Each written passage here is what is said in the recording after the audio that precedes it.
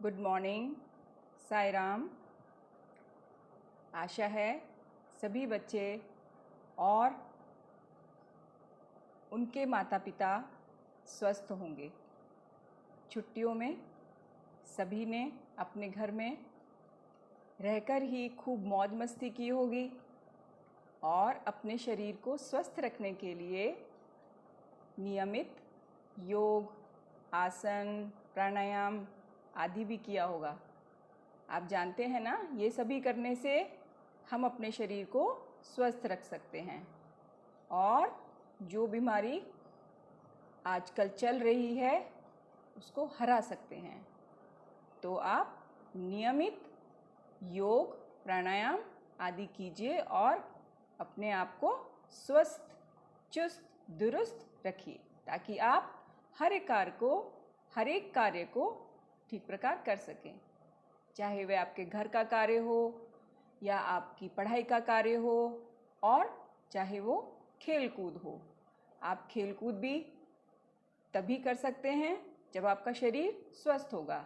इसलिए आपको स्वस्थ रहने के लिए ये सभी कुछ करना बहुत ज़रूरी है। ठीक है बच्चों?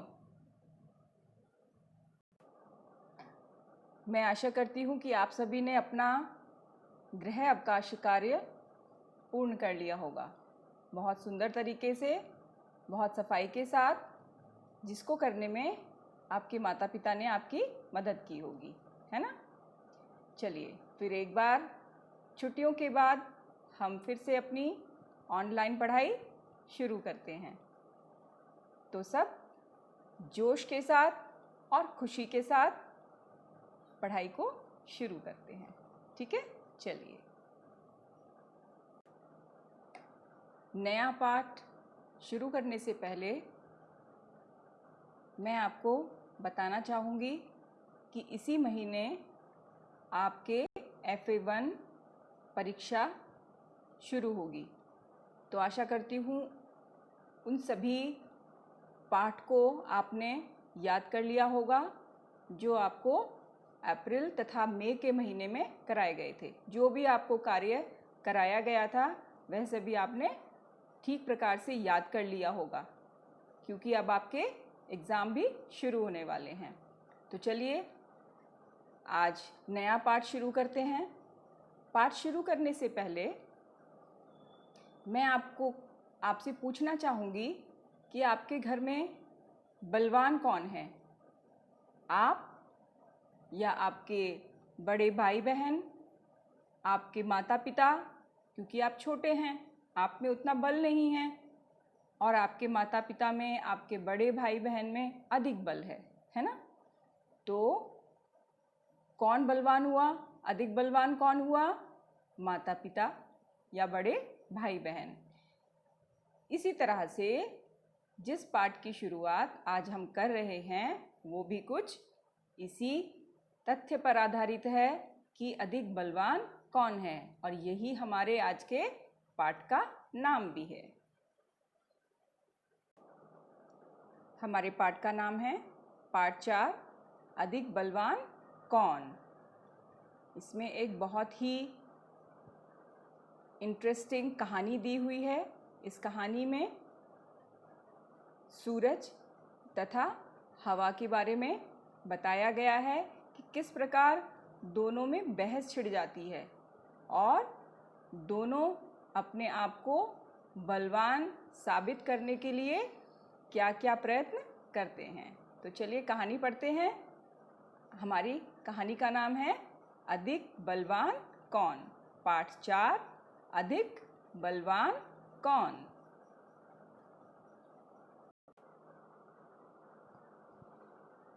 एक बार हवा और सूरज में बहस छिड़ गई।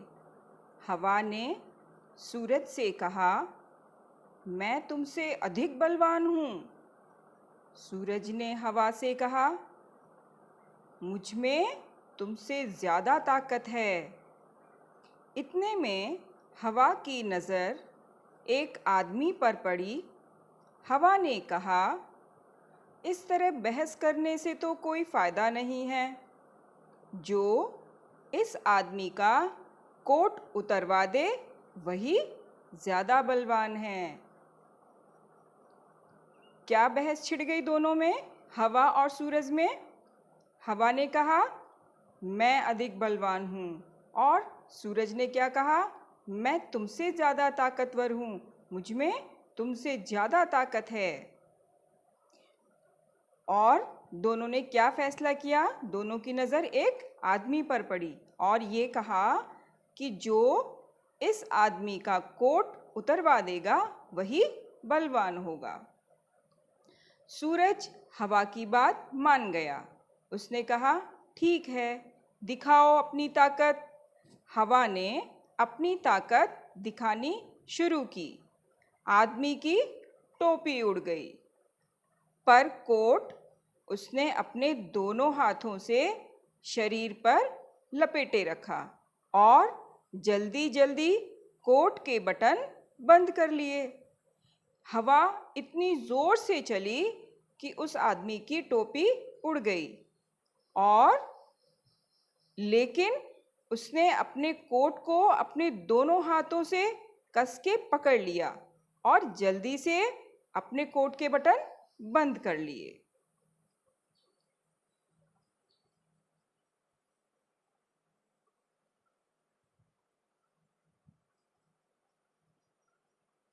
हवा और जोर से चलने लगी। अंत में आदमी नीचे ही गिर पड़ा, पर कोट उसके शरीर पर ही रहा। अब हवा थक गई थी। सूरज ने कहा, हवा, अब तुम मेरी ताकत देखो। क्या कहा सूरज ने? अब तुम मेरी ताकत देखो। हवा इतनी जोर से चली कि वो आदमी गिर गया नीचे और उस आदमी की टोपी भी उड़ गई, लेकिन जो उसने कोट पहना हुआ था वो उसके शरीर से नहीं उतरा और हवा थक गई। उसके बाद सूरज ने क्या कहा? अब तुम मेरी ताकत देखो। सूरज तपने लगा। तपने लगा मतलब बहुत गर्म हो गया। आदमी ने कोट के बटन खोल दिए।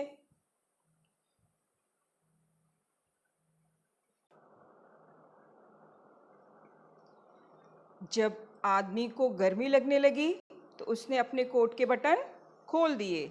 सूरज की गर्मी और बढ़ी। आदमी ने कोट उतार दिया और उसे हाथ में लेकर चलने लगा। जब आदमी को बहुत ज़्यादा गर्मी लगने लगी तो उसने अपना कोट उतार दिया। सूरज ने कहा, देखी मेरी ताकत, उतरवा दिया ना कोट। हवा ने सूरज को नमस्कार किया और कहा, मान गई तुम्हारी ताकत को।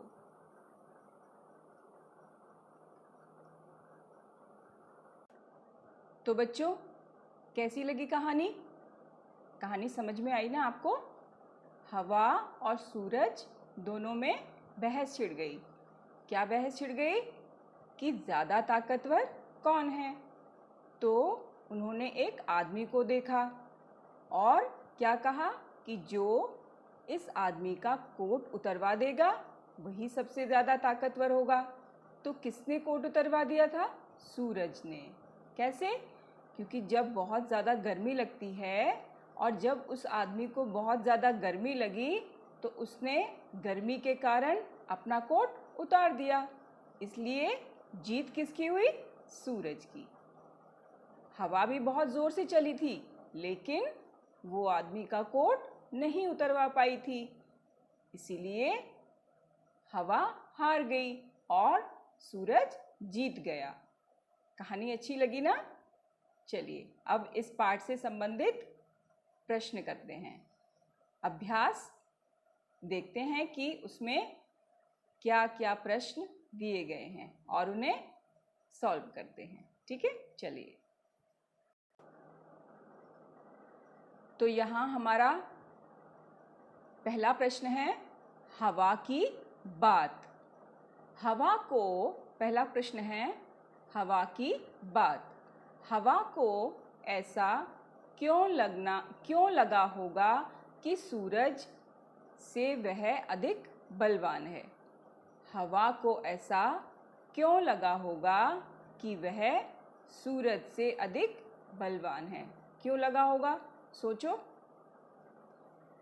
क्योंकि हवा जब बहुत तेज चलती है हर चीज़ को गिरा देती है या अपने साथ उड़ा कर ले जाती है। तो हवा ने सोचा कि मैं अपनी ताकत से उस आदमी का कोट भी उतरवा दूंगी। तो उसे लगा अगर मैंने कोट उतरवा दिया तो बलवान कौन हुआ, तो बलवान हवा हुई। पर हवा ऐसा नहीं कर पाई, इसलिए हवा को लगा कि मैं अधिक बलवान हूँ। अच्छा, दूसरा प्रश्न है, हवा आदमी का कोट कैसे उतरवा सकती थी? हवा आदमी का कोट कैसे उतरवा सकती थी? कोई तरकीब सोचो, ये आपको तरकीब सोचनी है। अपनी तरफ से कोई तरकीब सोचो कि हवा आदमी का कोट कैसे उतरवा सकती थी। कैसे उतरवा सकती थी? जैसे हवा बहुत तेज चलती और जो कोट आदमी ने पकड़ा हुआ था वह कोट उसके हाथ से छूट जाता या उस कोट के बटन टूट जाते, और जब बटन टूट जाते तो कोट आसानी से आदमी के ऊपर से उतर सकता था। और इसी तरह से आप कोई भी तरकीब सोच सकते हो कि हवा आदमी का कोट कैसे उतरवा सकती थी। ठीक है, चलिए अगला प्रश्न है,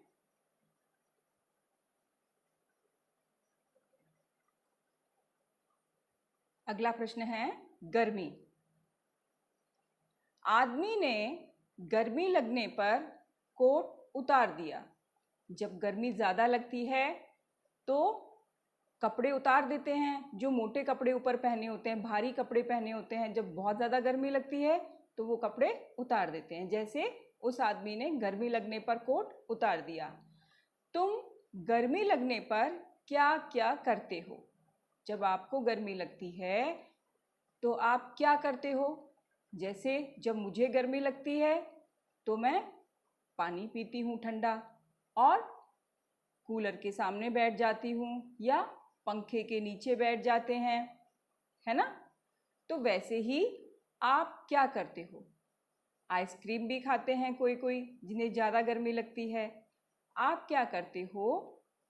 आप खुद सोचेंगे और इसमें लिखेंगे कि जब आपको गर्मी लगती है तब आप क्या करते हैं। ठीक है, अगला प्रश्न है,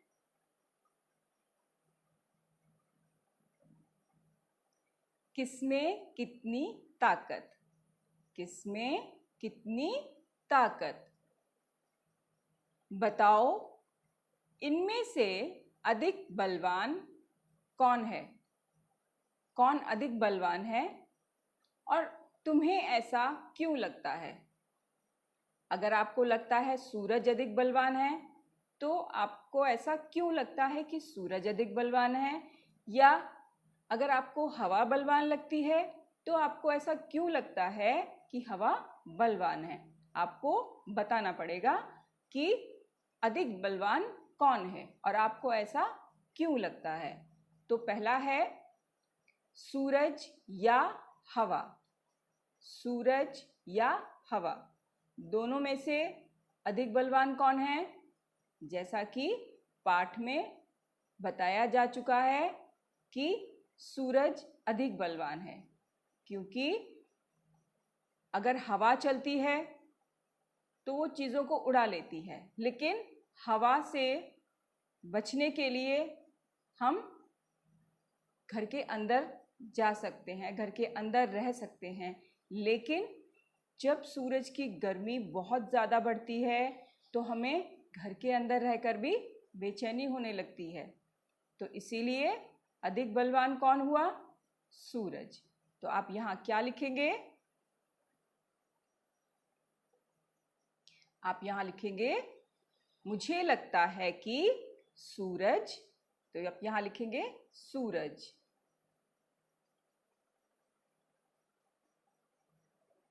मुझे लगता है कि सूरज अधिक बलवान है ना? क्यों बलवान है? क्योंकि ये भी आपको लिखना है कि सूरज अधिक बलवान क्यों है?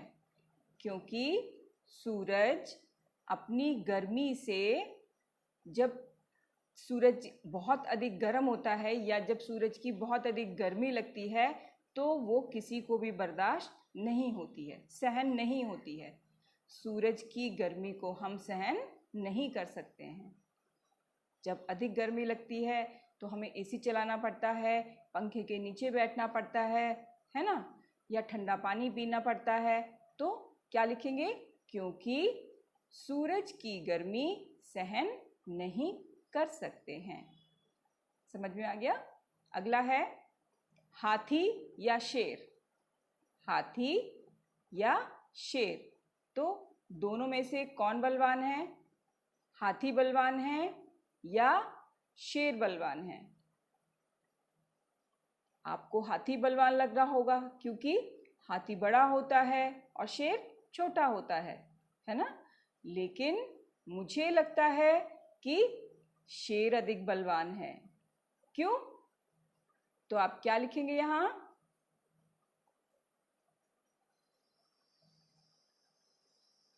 आप यहां लिखेंगे शेर।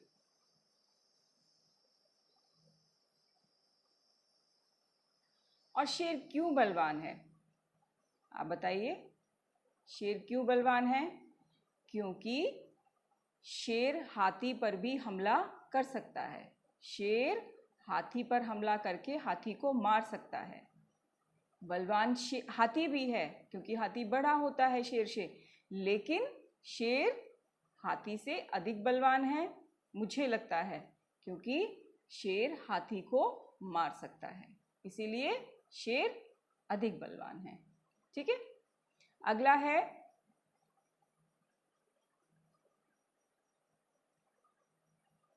गर्मी या सर्दी। गर्मी या सर्दी, दोनों में से कौन बलवान है? गर्मी बलवान है या सर्दी बलवान है? बताइए। कुछ लोगों को गर्मी पसंद होती है और कुछ लोगों को सर्दी पसंद होती है ना। तो पर बलवान कौन है? अधिक बलवान कौन है? देखो, अगर सर्दी होगी तो सर्दी में हम कमरे के अंदर रहकर रज़ाई ओढ़कर सर्दी को कम कर सकते हैं। लेकिन जब गर्मी बहुत ज़्यादा होती है तो कमरे के अंदर रहकर भी हम गर्मी को बर्दाश्त नहीं कर सकते हैं। तो इसीलिए अधिक बलवान कौन हुआ? गर्मी। अधिक बलवान कौन हुआ? गर्मी। तो आप यहाँ लिखेंगे गर्मी। और क्यों होती है, इसमें आप अपनी तरफ से भी बनाकर लिख सकते हैं कि गर्मी अधिक बलवान क्यों होती है। जैसे मैंने बताया, क्योंकि गर्मी में गर्मी को कमरे के अंदर रहकर भी सहन नहीं किया जा सकता। कमरे के अंदर भी बहुत अधिक गर्मी लगती है, इसीलिए अधिक बलवान कौन हुआ? गर्मी। ठीक है,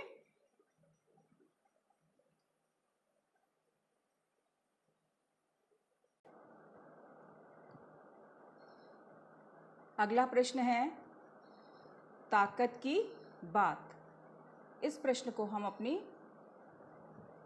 नोटबुक में करेंगे क्योंकि इसके उत्तर बड़े हैं, तो आप इस किताब में नहीं लिख सकते हैं। तो इन प्रश्नों के उत्तर हम अपनी नोटबुक में लिखेंगे। ठीक है, चलिए अगला प्रश्न करते हैं।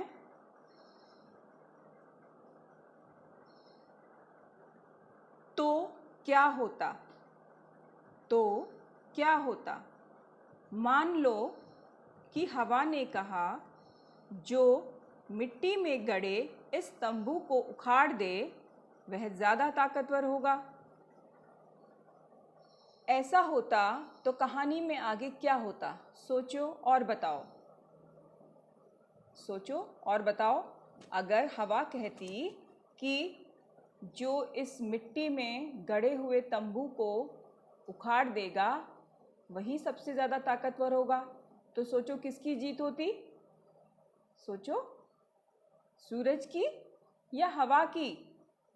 सूरज की नहीं, हवा की जीत होती। क्यों? क्योंकि मिट्टी में गड़े हुए तंबू को हवा उखाड़ सकती है। अगर हवा जोर से चलेगी तो वह मिट्टी में गड़े हुए तंबू को उखाड़ सकती है, लेकिन सूरज तंबू को उखाड़ नहीं सकता। वह तंबू को केवल अपनी तपन से गर्म कर सकता है। तो किसकी जीत होती? हवा की, क्योंकि हवा अपने तीव्र वेग से, तेज वेग से तंबू को उखाड़ सकती थी। इसीलिए इसके अनुसार ताकतवर कौन होगा? हवा। ठीक है, अगला प्रश्न है शब्दों का खेल। यहां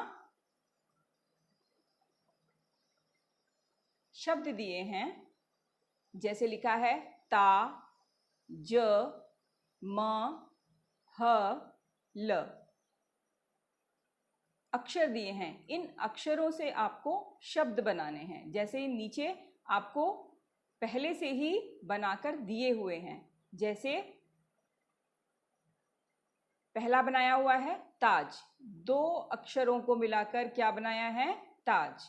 उसके बाद अगला शब्द बनाया है महल, 3 अक्षरों को मिलाकर अगला शब्द बना है महल। वैसे ही अगला शब्द बना है जम। इसके लिए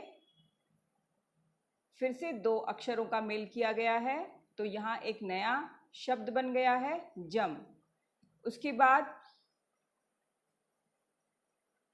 ह, ल, 2 अक्षरों को लिया गया है और 2 अक्षरों से फिर नया शब्द बना है हल। अगला है ताल। जैसे एक अक्षर लिया है ता और दूसरा लिया है ल, इन दोनों को मिलाकर क्या बना दिया है? ताल।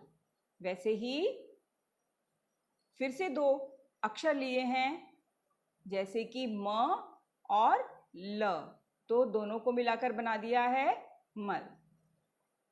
वैसे ही आपको नीचे कुछ अक्षर दिए गए हैं, उन अक्षरों से आपको शब्द बनाने हैं। जैसे अक्षर क्या दिए गए हैं? क, म, ल, क, ड़ी।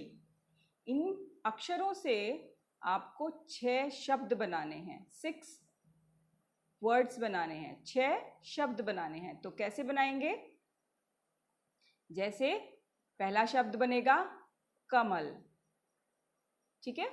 दूसरा शब्द बनेगा ककड़ी, ककड़ी, ठीक है। और क्या बन सकता है इसमें? इसमें बन सकता है कलम।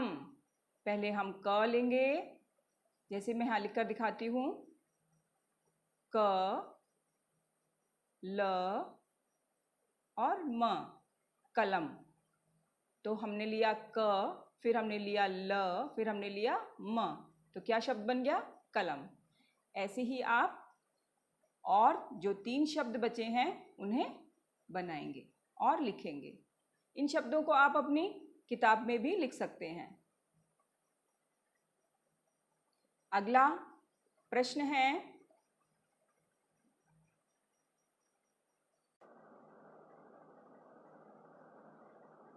एक के बदले दूसरा। बलवान की जगह हम ताकतवर शब्द का इस्तेमाल कर सकते हैं। बलवान की जगह हम ताकतवर शब्द का इस्तेमाल कर सकते हैं।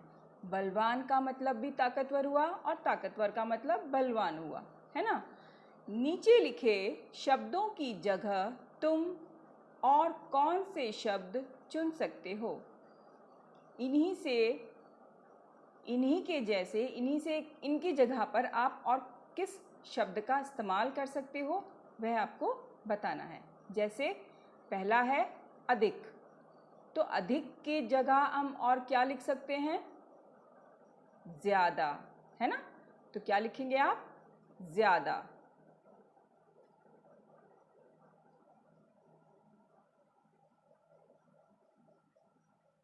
आपको अपनी राइटिंग का, अपने लेख का बहुत ध्यान रखना है। लाइन में सही तरीके से लिखना है। अक्षरों को बहुत ज़्यादा बड़ा नहीं बनाना है और बहुत ज़्यादा छोटा भी नहीं बनाना है। ठीक है। अगला शब्द है फ़ायदा। फ़ायदा को आप और दूसरे शब्द की तरह कैसे इस्तेमाल कर सकते हैं, बताइए। फ़ायदा, मुनाफा। फ़ायदे को आप दूसरे शब्द में कैसे लिख सकते हैं, मुनाफा। तो कैसे लिखेंगे,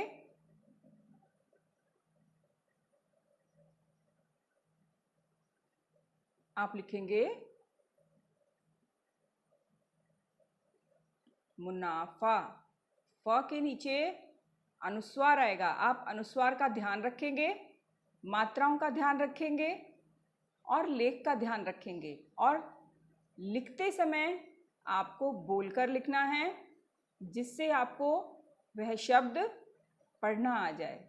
अगर आप बोलकर लिखेंगे तो साथ में आप पढ़ भी सकते हैं। ठीक है। तो बोलकर लिखना बहुत ज़रूरी है। अगला शब्द है आपका नमस्कार। नमस्कार। तो नमस्कार की जगह आप दूसरा शब्द क्या लिख सकते हैं, यस, नमस्ते। क्या लिख सकते हैं, नमस्ते। तो आप यहाँ लिखेंगे नमस्ते।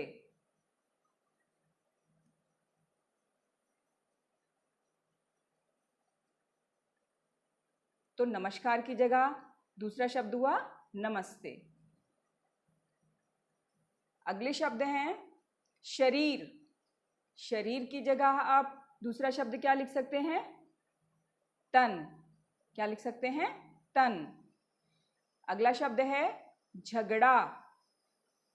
झगड़ा की जगह आप क्या लिख सकते हैं, लड़ाई, है ना। और अगला शब्द है सर्दी।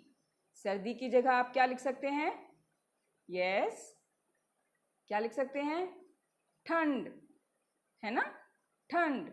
सर्दी की जगह आप लिख सकते हैं ठंड। तो आपका ये पाठ यहाँ समाप्त हुआ और मुझे आशा है कि आपको पाठ से संबंधित सभी चीज़, सभी प्रश्न क्लियर हो गए होंगे, जिन्हें आप आसानी से, आराम से, ठीक प्रकार से लिख सकते हैं। सबको समझ में आ गया होगा। तो आप अपने कार्य को ध्यानपूर्वक और सफाई के साथ करिएगा। ठीक है। धन्यवाद।